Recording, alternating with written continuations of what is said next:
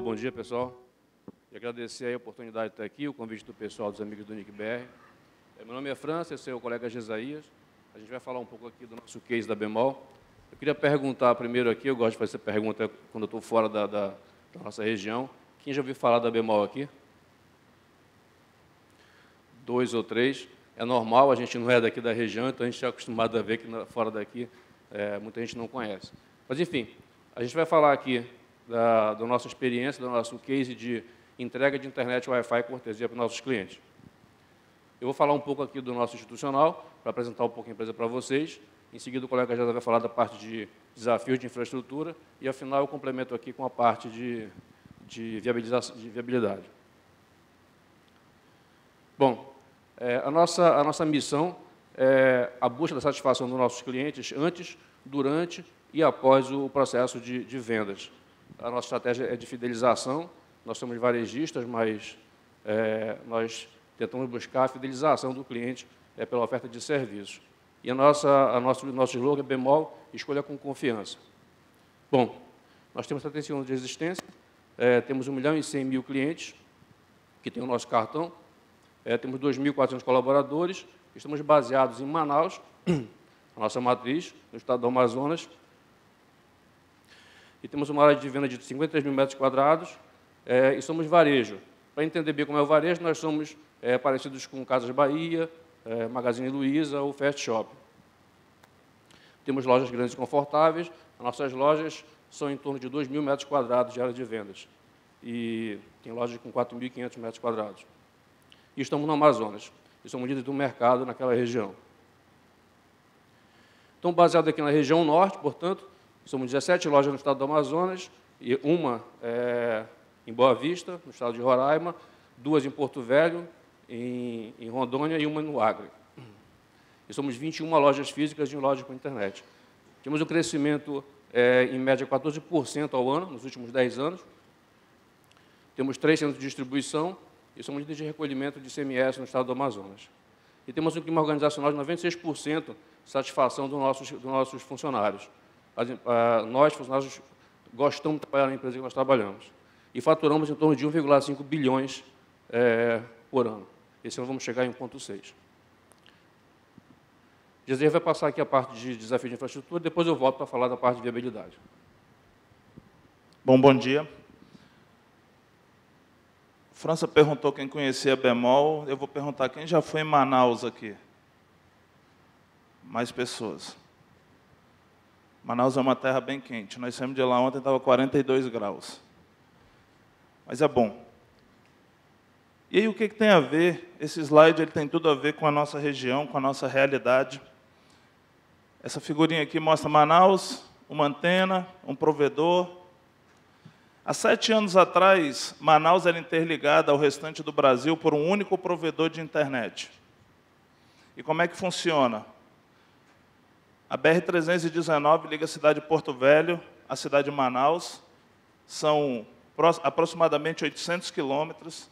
Ela não é pavimentada. Quem gosta de Jeep adora essa estrada. Dá para você viajar nela em um dia, dependendo do dia se estiver chovendo, em uma semana. Então, nós tínhamos a conexão de internet, vem de Porto Velho, e ela chegava até o lado do rio. Manaus está dentro de uma ilha, cercada por água em todos os lugares. E aí você chegava com fibra ótica até o outro lado do rio, e eram instaladas antenas. A antena pegava todo aquele sinal que vinha de fibra ótica, atravessava pela antena para que a cidade fosse atendida. Não preciso explicar para vocês o que passa numa antena e nem o que passa na fibra ótica. Então, você vinha com um tubo bem grosso e ele afinava para a gente ter disponibilidade de comunicação. Com isso, há 7 anos atrás, nós pagávamos R$ 2.800 por 1 mega de internet em Manaus. Nós estamos falando há 7 anos. Isso foi ontem. Nós pagávamos R$ 2.800 por 1 mega de internet. E tínhamos diversas situações. Manaus ficava, em média, por ano, 5 dias sem comunicação de internet. O que acontecia? O cara pegava o Jeep dele para cruzar de Porto Velho para Manaus.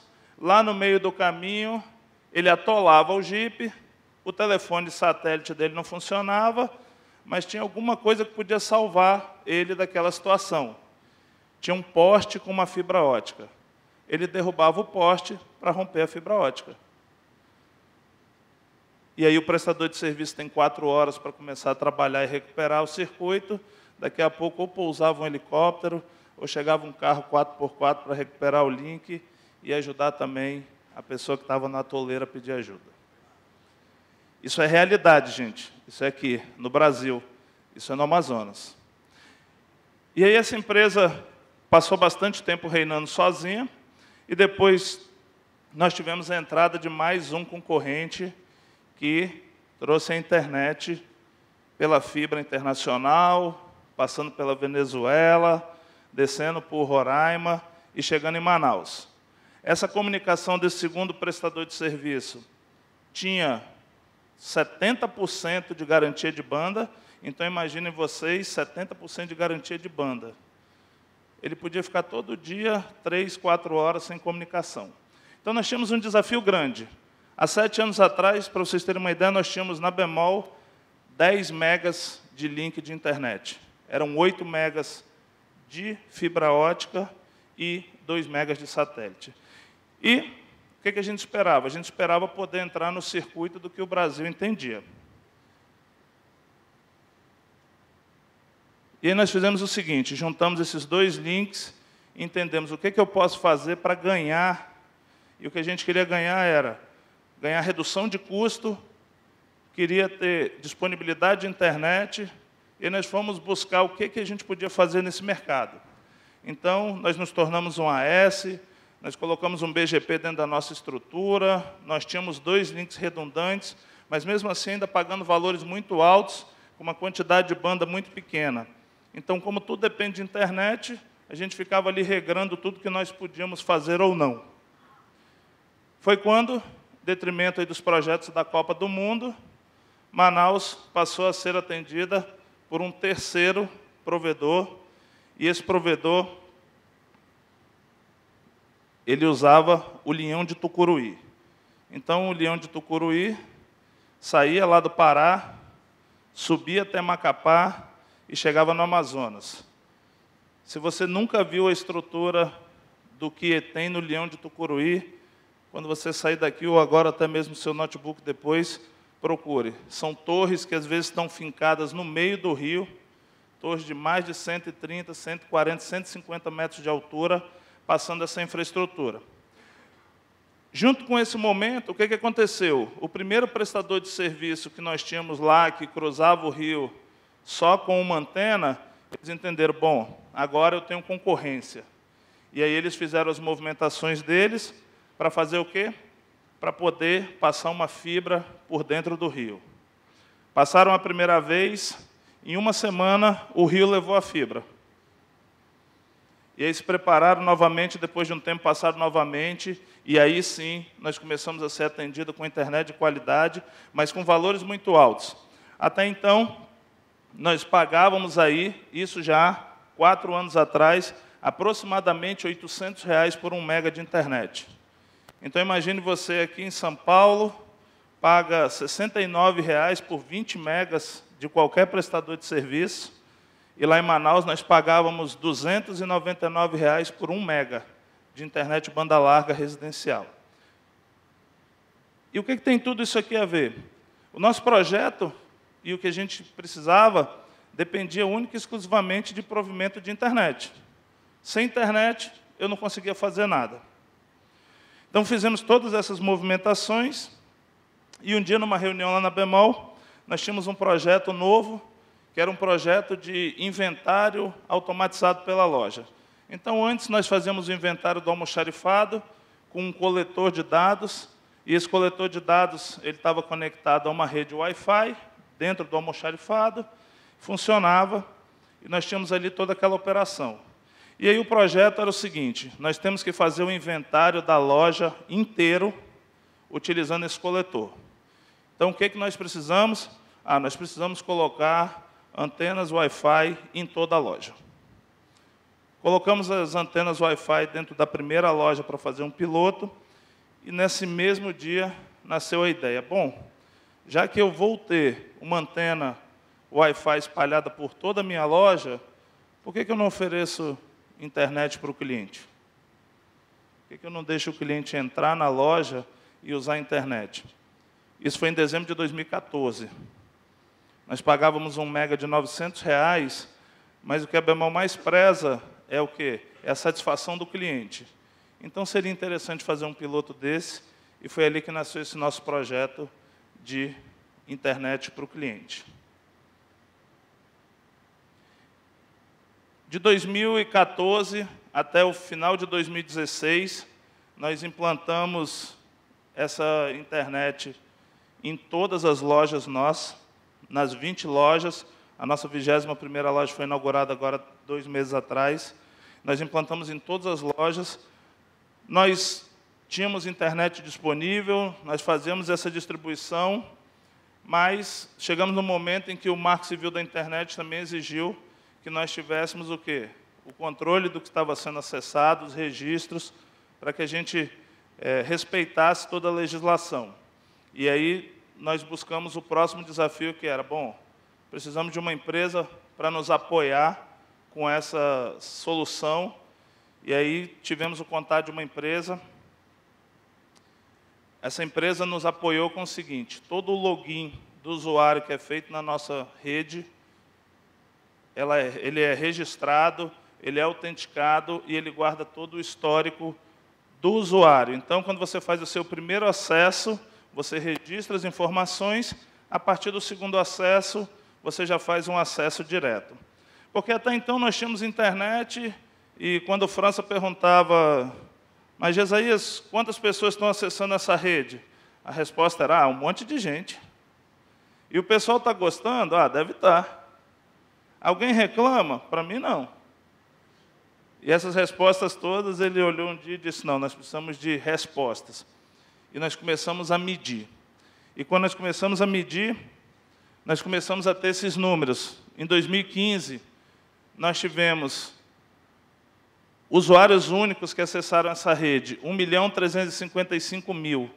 Em média, 86 mil usuários online, 1.251 simultâneos. Nesse ano foram cadastrados 596 mil, com aproximadamente 14 milhões e 400 mil conexões. Quando nós vimos esse número, aí nós dissemos, uau, o pessoal realmente acessa isso daí. E aí a segunda pergunta que foi feita, esses números estão corretos? E eles estavam corretos. E foi quando nasceu a parte mais ousada desse projeto. Então, nós tínhamos o acesso disponível para os clientes em todas as lojas, e aí o próximo passo foi, vamos colocar essa internet na rua? A gente pensou, dá para colocar. E o que a gente precisa para colocar? E fizemos um projeto de aproximadamente uns 6 meses, desenhando ao redor de uma loja que nós temos, num bairro classe C e D, e fizemos o primeiro projeto de instalação de internet Wi-Fi na rua, com 10 quilômetros, utilizando 100 pontos de acesso Wi-Fi. E o nosso objetivo era que o nosso cliente transitasse da loja para a rua, da rua para a loja, utilizando o mesmo SSID, a mesma conexão, e utilizando o recurso que ele tinha disponível como cliente nosso.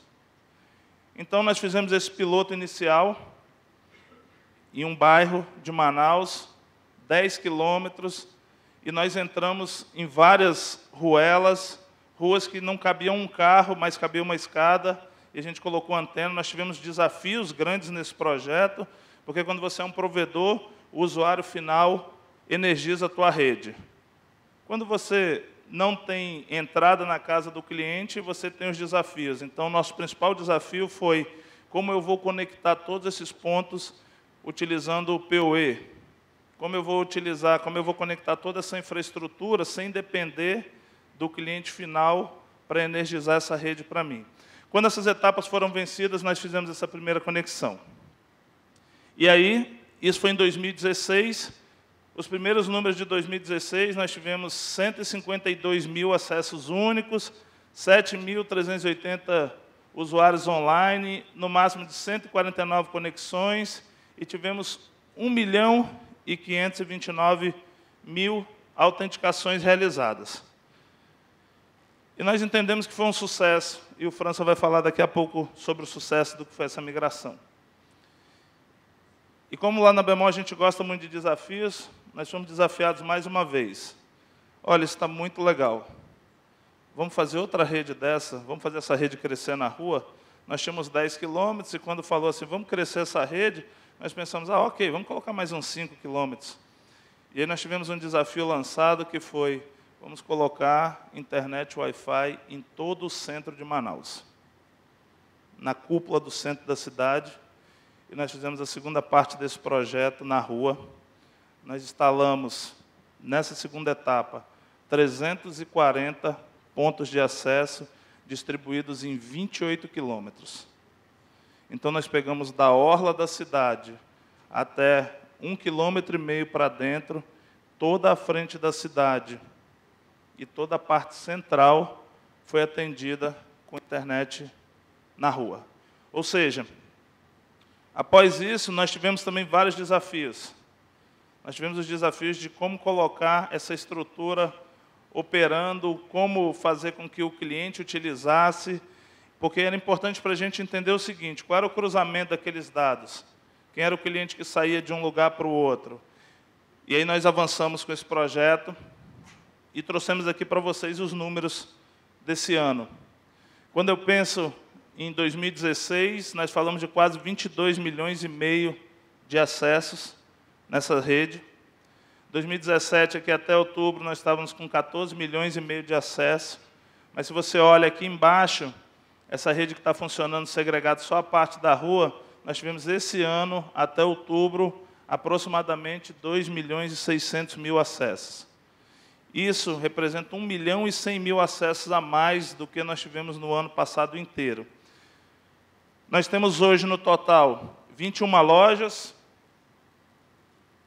Dentro dessas 21 lojas, nós temos hoje aproximadamente 500 pontos de acesso e temos aí mais cerca de 440 pontos de acesso na rua.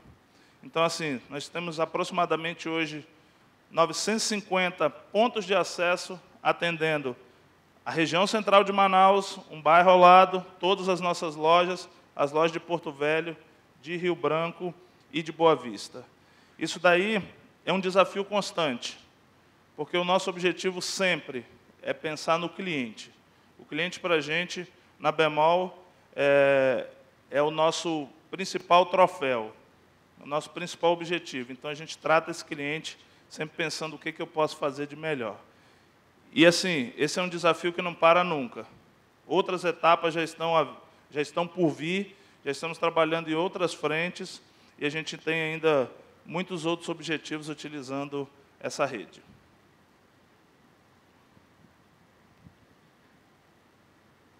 Então, visto os desafios, uma das coisas que perguntam, que sempre causa uma certa surpresa, é, mas espera aí, vocês entregam internet de graça?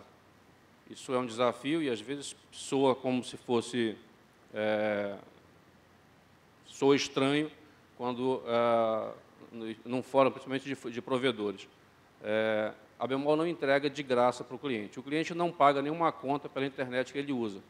E vocês viram que ele usa bastante. Mas ele não paga essa conta da internet. Como é que nós viabilizamos isso para o nosso cliente? Como eu falei no começo, a nossa estratégia é de fidelização. Portanto, o valor que ele tem para a gente é que ele continue comprando conosco, continue retornando às nossas lojas e comprando produtos conosco, mantendo essa relação de confiança. Eu coloquei alguns itens aqui para a gente falar. Essa é a foto de uma de nossas lojas, tá? Nós ganhamos com publicidade. Então, quando o cliente acessa o nosso Wi-Fi, vem uma página e a gente pode colocar publicidade ali. E o fornecedor pode anunciar um produto, alguma coisa ali. Em geral, a gente não usa muito assim, a gente usa mais com o institucional da empresa, que leva ele para a página da Bemol, do website, de vendas.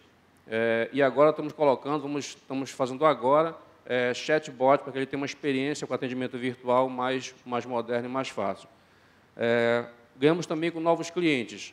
nós pagamos cerca de R$ 5,00 por um cliente que é aprovado. Então, se você indica um cliente, ou um funcionário indica um cliente, e esse cliente tem um cadastro aprovado, nós pagamos R$ 5,00 por esse cadastro para aquela pessoa que indicou. Nessa rede Wi-Fi, com todos esses números, a gente pegou todos os CPF dos clientes que dos não clientes, na primeira leva, e submetemos ao Serasa, isso é uma prática comum no varejo, para avaliação de cadastro. E o Serasa devolveu cerca de 10 mil cadastros aprovados, ok, da parte deles. Então, nós entregamos o cartão, ou seja, o crédito para esses clientes. Então, já foram 10 mil clientes que nós captamos sem usar os R$ 5,00 por cada um deles. O custo do Serasa, claro, é bem menor, então a gente teve aqui uma economia de dinheiro bem grande. A outra parte é com a inadimplência, com a redução da inadimplência. Nós fizemos a conta, a nossa inadimplência, como todo varejista grande, tem na ordem de milhões.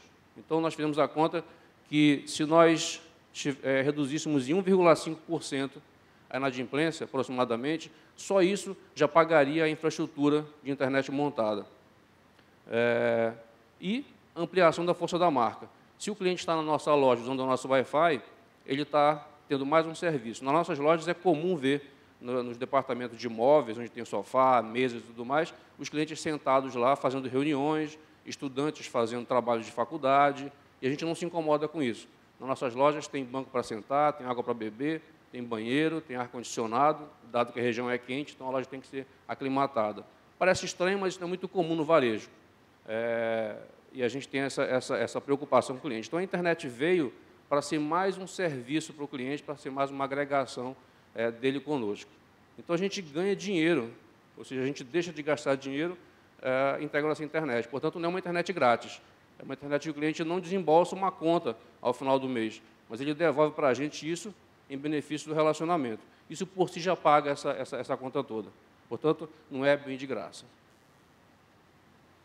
Essa foto aqui eu fiz questão de colocar, porque é uma foto comum. É comum se ver alguns publicidades sobre internet na Amazônia, e fotografias com índio, com telefone celular, com smartphone, ou com caboclo. A gente chama o homem do interior lá de caboclo. Então, o homem com caboclo na canoa, com notebook, acessando a internet. Eu já mostrou aqui algumas dificuldades, e não é bem assim na região amazônica. É claro que em Manaus tem internet de qualidade, tem. Nos interiores, tem sim escolas públicas com internet, via satélite, com uma qualidade de satélite, como vocês conhecem, mas tem sim internet. Mas essa fotografia do índio com smartphone no meio do mato, ela é uma fantasia. Existem iniciativas, claro, tanto do governo federal quanto de iniciativa privada para colocar a internet na região, tem sim iniciativas bonitas e elas vão funcionar, espero eu, daqui a algum tempo. Mas não tem ainda essa da fotografia do homem na floresta ou na internet. Isso ainda não é uma realidade na nossa região.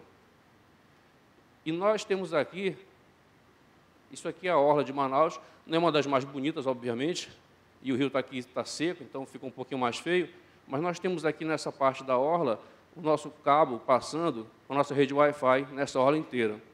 Portanto, dado que é difícil a internet para o homem do interior, para o caboclo amazônico, nós gostamos de dizer, né, é quase uma brincadeira, mas nós gostamos de dizer que nós entregamos um pouco de internet para o caboclo do interior. Porque esses barcos aqui tem o maior trânsito de barcos da região, do homem do interior, vindo para Manaus, para pagar uma conta, comprar alguma coisa. Então, são milhares de pessoas que passam por aqui.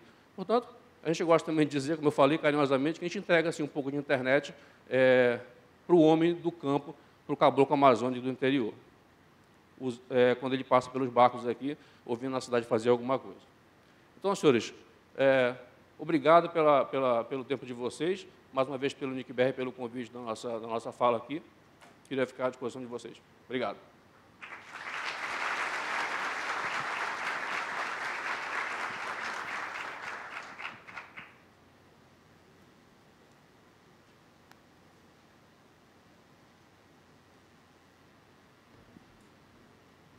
Bom dia, meu nome é Avner. Eu sou da Secretaria de Finanças do Estado de Rondônia, sou de Porto Velho, então eu conheço bem a realidade de vocês. Queria que vocês passassem para a gente alguma experiência que vocês tiveram com entraves relacionados ao governo, à prefeitura, se isso aconteceu e se vocês pensam ou já tiveram alguma parceria público-privada para, de repente, estender esse processo a demais localidades? Porque eu compreendo que isso gera um benefício e, ao mesmo tempo, um impacto social que seria interessante, principalmente para a nossa região. Obrigado. A gente não teve nenhuma parceria público-privada, a Bemol tem a característica de não se associar, não fazer nenhuma associação dela com nenhum órgão do governo. Então, a gente faz e atender, sim, todas as legislações. Então, os desafios grandes foram em vencer, em fazer essa abordagem, obedecendo ao Marco Civil, quando a gente colocou a internet na rua, de fazer o projeto, de encontrar uma pessoa de infraestrutura, uma empresa de infraestrutura para ter a parte de legalização junto à Anatel. Nós somos a AES, temos, então, as outorgas para fazer o que a gente faz. Os desafios foram esses, porque nós não somos provedores, então não temos essa demanda, mas não tínhamos nenhum desafio, foram mais de infraestrutura mesmo, considerando que atendimento legais, basta seguir os requisitos dados pelo governo, pela Anatel, e a gente segue. E a parte de posteamento, de aluguel de postos, tudo isso é uma dificuldade. Assim, a gente gastou um tempo para conseguir viabilizar isso, porque não é uma coisa fácil para quem não é do ramo. A gente se lançou nisso aqui, então não temos nenhuma parceria. E não temos nenhuma intenção, pelo menos, de fazer nenhum tipo de ampliação do ponto de vista social. De novo, a gente entende que isso é uma entrega social, entende sim, mas a gente faz isso para o nosso cliente. Então, é estritamente para o cliente Bemol. Até para não entrar, a gente não vai entrar em outras áreas, não somos competidores de provedores, nós entregamos para o nosso cliente um serviço a mais. Então, não temos esse planejamento por hora para fazer nenhuma expansão nessa natureza. Mas a nossa intenção é expandir isso, sim, para os nossos clientes. Então, assim, se tiverem clientes, onde estiver um cliente nosso, a gente quer atender com esse serviço, com esse e outros mais. Sou Wesley, da Telecom Conectividade, no Rio de Janeiro. Primeiramente, parabenizar vocês pelo excelente trabalho, pela visão de mercado em agregar valor ao produto de vocês. Isso realmente falta em muitos empreendimentos no Brasil. Mas eu tenho algumas dúvidas, até técnicas, na realidade, né? Primeiramente, na questão da guarda de logs. Vocês já mensuraram o quanto que vocês gastam anualmente em storage, em armazenamento, para guardar esses logs de acesso? E a segunda pergunta é se vocês já tiveram algum entrave, algum problema judicial ou até mesmo com Polícia Federal, enfim, querendo saber a identificação de um usuário que cometeu ou não algum tipo de delito utilizando esse acesso gratuito. Bom, obrigado. Eu vou passar essa para o Jesair responder. Nós gastamos 1 tera de disco. A gente utiliza isso como serviço. A gente usa o serviço da Wi-Fi Max para fazer toda essa parte de gestão do usuário e do armazenamento desses logs. E a tua segunda pergunta, se nós já fomos acionados, nós já devemos ter sido acionados nesses últimos 4 anos, aproximadamente umas 18 ou 20 vezes, pela Polícia Federal, buscando log de acessos de todo tipo. Todo tipo de coisa a gente já foi acionado. Então, assim, mas em média, a gente gasta hoje 1 tera de disco para fazer esse armazenamento do histórico que nós temos aí de 2014 até hoje. Se eu for fazer uma proporção dos próximos 4 anos, meu objetivo é que eu guarde uns 5 teras, porque eu quero fazer esse negócio multiplicar mais umas 3 vezes. Bom dia, sou Rodrigo Regis, do NICBR. Tem 2 perguntas aqui da internet. A primeira é do Rubens Kill. Ele pergunta se o Wi-Fi na loja não facilita que o cliente pesquise preço e deixe de comprar na loja. E a segunda pergunta, que é do Tiago Correia, é como os provedores locais encararam esse projeto, dado que vocês não são provedores. Bom, obrigado pela pergunta. A primeira delas é a questão do... Esse é o showroomer, né? A pessoa que está na loja e pode pesquisar preço de outros. A gente não se importa com isso. Nós entendemos que se o cliente tem uma boa experiência, e, de novo, a gente faz todo o esforço para que ele tenha uma boa experiência de compra conosco. Do ponto de vista de digitalização, nosso caminho é fazer com que ele tenha um processo de digitalização dentro da loja física e transitando pela loja online. Portanto, é a história da multicanalidade, do omnichannel, para que ele tenha essa experiência boa. Se ele tem uma experiência muito boa numa loja física ou online, ele pode até pesquisar preço. Mas vamos pensar numa coisa, falando de internet aqui. O cliente vai comprar uma geladeira ou vai comprar um smartphone na nossa loja. ele pode tomar a decisão de comprar a mesma geladeira ou o mesmo smartphone numa outra loja, pelo mesmo preço, ou ele pode até pagar um pouquinho mais pelo preço da Bemol, se for o caso, não é o caso sempre, para ter uma internet, um serviço a mais, dado que a fidelização dele aumenta o relacionamento dele com a internet. Portanto, a gente não se incomoda com isso, a gente entende que isso é uma prática de mercado e a gente não vai combater nenhuma prática que seja do consumidor. O consumidor faz isso. Se ele faz isso, nós temos que estar prontos e aptos para atendê-lo com isso. Então, a gente não se incomoda que ele faça pesquisa. Nós, inclusive, temos iniciativas, discussões, iniciativas de projetos, no aplicativo de vendas do nosso consumidor, poder consultar coisas na loja nossa, consultar estoque e tudo mais, ou seja, isso amplia a experiência dele dentro da nossa loja. Então, isso não nos desconforta. A segunda pergunta foi sobre a questão dos provedores. Nós, sempre, às vezes, somos perguntados, quando eu falei sobre esse tema no outro fórum, eles perguntam, vocês têm planos de fazer expansão para se tornar um provedor? Não faz parte do nosso plano de negócios, eu não vou dizer nunca, porque nunca é muito tempo, mas não faz parte do nosso plano de negócio, nossa estratégia, nesse momento, nos tornarmos um provedor. Nós queremos, sim, ampliar essa oferta para o cliente, de novo, para que ele tenha uma relação mais forte conosco, mas não temos essa intenção e por enquanto, no nosso plano estratégico. Última questão, aí, por conta do tempo. Bom dia, eu sou o Cristiano, da Universidade Estadual do Oeste Paraná. Eu gostaria de saber como vocês fazem a identificação e validação desses usuários. Como é que vocês sabem quem eles são, quem eles afirmam ser, né? A validação, se a pessoa... nós fazemos no login dele, ele coloca o CPF dele e o ano de nascimento. Quando ele faz isso, nós pesquisamos na nossa base se ele já é um cliente cadastrado. Se for assim, a gente traz outros dados e ele confirma mais algumas informações. Não sendo um cliente, a gente acredita que aquela pessoa é um novo cliente, um passante, e a gente cadastra aquele CPF dele e passa a buscar informações. Escolhe informações de e-mail, telefone, mas não dá para impedir que ele coloque um e-mail que não é dele ou um telefone. No processo seguinte de relacionamento, quando ele vai começar a ganhar um cadastro, ele passa o processo de investigação dessa pessoa para ver se ela é ela mesma. Ou seja, ele só passa a partir daí a ser um cliente cadastrado Bemol se ele passa pelo processo de cadastro normal que a gente faz com todos os clientes. Obrigado. O Ellison tem mais uma pergunta online aqui. Essa eu vou permitir por exceção, que é se vocês têm IPv6 na rede de vocês ou não. Nós já temos IPv6, não na rede toda, mas temos, e o nosso AS está publicado tanto IPv4 como IPv6 também. Então, assim, o nosso objetivo é, para o próximo ano, nós realizarmos aí uma alteração em massa. Inclusive, a gente está, nesse momento, passando pelo projeto de adquirir os novos equipamentos para que a gente possa virar toda a parte principal da rede e aí chegar na ponta final. Muito bem. Por favor, então, uma salva de palmas para o França, para o Gesaías.